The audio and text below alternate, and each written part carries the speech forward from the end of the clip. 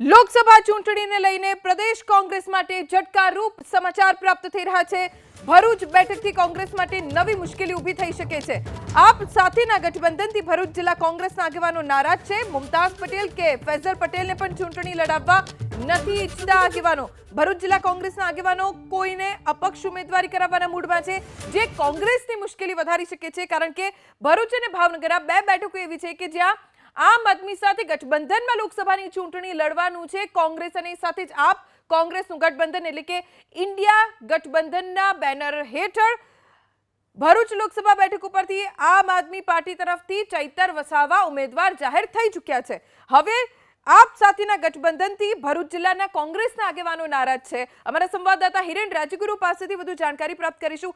હિરેન, પહેલા એવું હતું કે મુમતાઝ પટેલ કે ફૈઝલ પટેલને કદાચ ટિકિટ ન મળી એટલા માટે આગેવાનો નારાજ છે ભરૂચના, પણ હવે અપક્ષ ઉમેદવારને ઉતારવાના મૂડમાં હોય એવા સમાચાર મળી રહ્યા છે। શું કારણ તેની પાછળ જવાબદાર છે?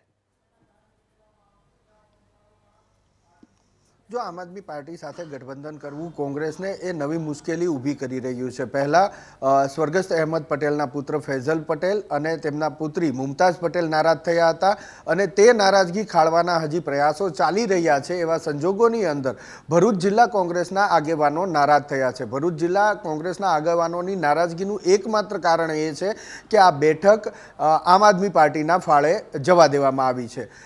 બીજી તરફ વાત એ પણ છે કે ભરૂચ જિલ્લા કોંગ્રેસ ફૈઝલ પટેલ કે મુમતાઝ પટેલ ચૂંટણી લડે તેની તરફેણમાં પણ નથી। આવા સંજોગોની અંદર હવે તમામ આગેવાનો એક થયા છે, જિલ્લાના આગેવાનો, ભરૂચ જિલ્લાના આગેવાનો, અને તેમણે નક્કી કર્યું છે કે આ ચૂંટણીની અંદર તેઓ તમામ આગેવાનો એક થઈ અને એક ઉમેદવારને અપક્ષ તરીકે ચૂંટણી લડાવશે। તેની પાછળનું કારણ જે અત્યારે આપવામાં આવી રહ્યું છે એ કારણ એ આપવામાં આવી રહ્યું છે કે જે મતદાર કોંગ્રેસનો છે, વર્ષોથી કોંગ્રેસ સાથે જોડાયેલો છે, એ કાર્યકર હોય કે મતદાર હોય, તે અન્ય કોઈ પક્ષમાં ના જતા રહે અને કોંગ્રેસમાં ટકી રહે એ માટે આ કરવું જરૂરી છે, જેના કારણે ભવિષ્યમાં પણ કોંગ્રેસને મુશ્કેલી પડી શકે છે। અને એ અનુસંધાને નવી મુશ્કેલી હવે એ સામે આવી છે કે એક સમયે જો ફૈઝલ પટેલ અને મુમતાઝ પટેલની નારાજગી દૂર પણ કરી દેવામાં આવે તો પણ જે ભરૂચ જિલ્લા કોંગ્રેસ છે એ નારાજ છે અને અપક્ષ ઉમેદવારી કરવાના મૂડમાં પણ અત્યારે જોવા મળી રહી છે। હિરેન, કોંગ્રેસે લોકસભાના ઉમેદવારની પસંદગીમાં હાલ પૂરતી બ્રેક લગાવી છે। શું એની પાછળનું કારણ એ છે કે જો ઉમેદવારોના નામ જાહેર થશે તો કોંગ્રેસની જે જૂની બીમારી છે કલેશ વધશે અને તેની અસર રાહુલ ગાંધીની યાત્રા ઉપર પડશે?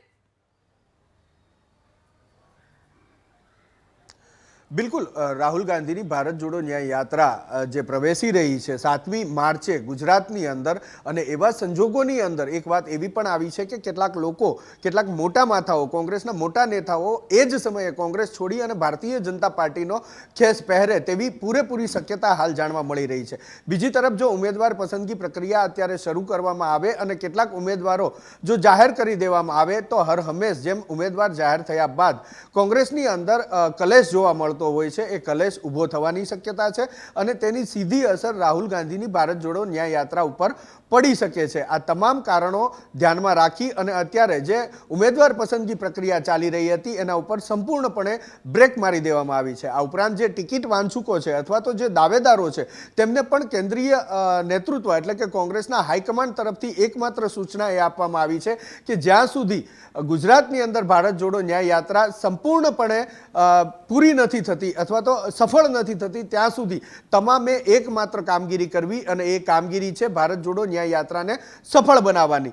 ત્યારબાદ ઉમેદવાર પસંદગી હાથ ધરવામાં આવશે અને તેમાં સૌથી મોટા બે પાસા ધ્યાનમાં રાખવામાં આવશે। સામાજિક રીતે અને રાજકીય રીતે ભારતીય જનતા પાર્ટી સામે લડવા જે ઉમેદવાર સક્ષમ હશે તેના ઉપર પસંદગીનો કળશ ઢોળવામાં આવશે। તો આ 3-4 સમીકરણો છે, એ પૈકીનું એક સમીકરણ કો તો સમીકરણ અને કોંગ્રેસને અંદરથી લાગતો ડર કો તો એ ડર એવો પણ છે કે જો કોંગ્રેસ વહેલા ઉમેદવાર જાહેર કરે છે તો કેટલાક જે આગેવાનો છે એ નારાજ થઈ અને ભારતીય જનતા પાર્ટીમાં જોડાઈ શકે છે, અથવા તો કેટલાક એવા ઉમેદવારની જાહેરાત થઈ શકે છે કે જેને સેન્ટ્રલ એજન્સી અથવા તો અન્ય એજન્સી તેની તપાસ પણ, તેના વિરુદ્ધની તપાસ પણ કરી શકે છે। આવી 3-4 શક્યતાઓને ધ્યાનમાં રાખી અને હાલ કોંગ્રેસ હાઈકમાન્ડે ગુજરાતના ઉમેદવારની પસંદગીની પ્રક્રિયા છે તેના ઉપર સંપૂર્ણ બ્રેક મારી દીધી છે, જ્યાં સુધી એટલે કે 10મી માર્ચ સુધી આ યાત્રા ગુજરાતમાંથી પસાર થઈ અને મહારાષ્ટ્રમાં જશે, ત્યારબાદ ગુજરાતના લોકસભાના ઉમેદવારની પસંદગી પ્રક્રિયા